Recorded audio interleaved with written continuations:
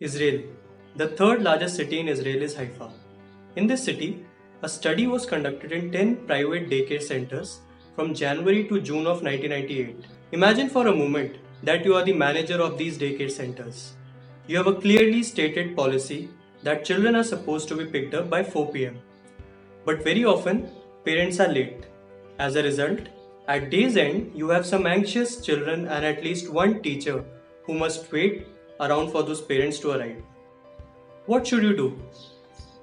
Two professors, Yuri Knizi of University of California and Aldo Rusticini of University of Minnesota, heard of this dilemma and offered a solution, which was fine the tardy parents. They implemented a system of fines in 6 daycare centers and used the other 4 centers as control groups. A control group means that no fine was imposed on parents from these centers. They were left as it is and the regular results were observed. The study lasted 20 weeks, but the fine was not introduced immediately. For the first 4 weeks, the economists simply kept track of the number of parents who came late. They were, on average, 8 late pickups per week per daycare center. In the 5th week, the fine was enacted. It was announced that any parent arriving more than 10 minutes late would pay $3 per child for every time they come late. The fee would be added to the parent's monthly bill, which was roughly $380. Now, after the fine was enacted, the number of late pickups went up. Soon there were 20 late pickups per week, more than double the original average. The incentive had plainly backfired. But the real story only started here. The most mind-boggling part occurred a few weeks later when the daycare center removed the fine. Now the center was back to normal, where there were no fines. Would the parents also return to normal? No, not at all. Once the fine was removed, the behavior of the parents did not change. In fact, when the fine was removed, there was a slight increase in the number of tardy pickups.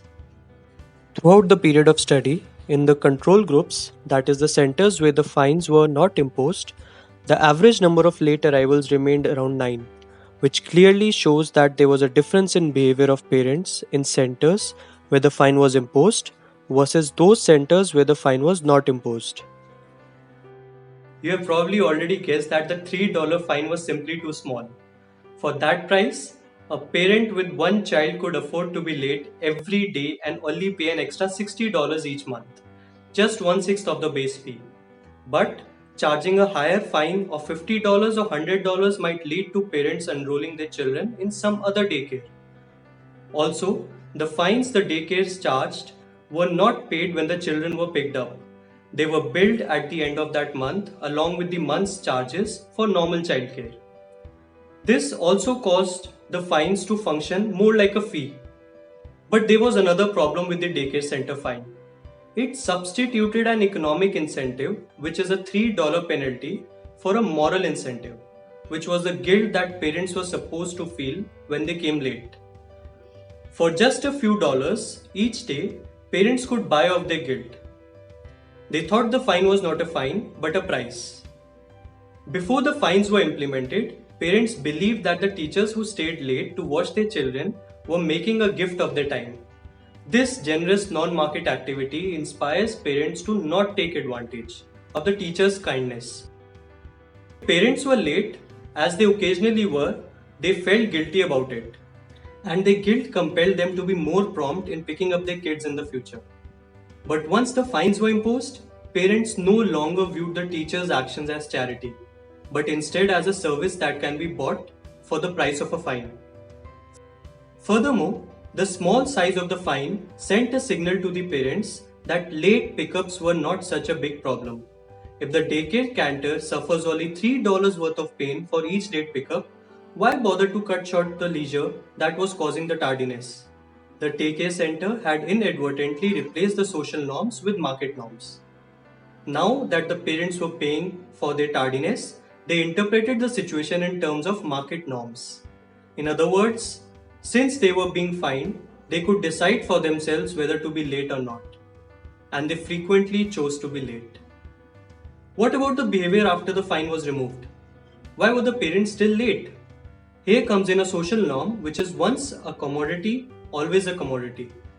Being late had become a commodity as parents were paying for it in the form of a fine. But since this behavior had become a commodity, even though the fine was removed, the behavior still remained the same as it had already become a commodity. For the weeks 6 to 16, they were buying this commodity, that is being late, by paying a fine.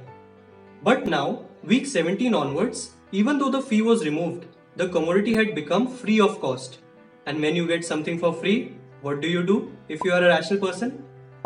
And hence, this behavior remained even after the fee was removed.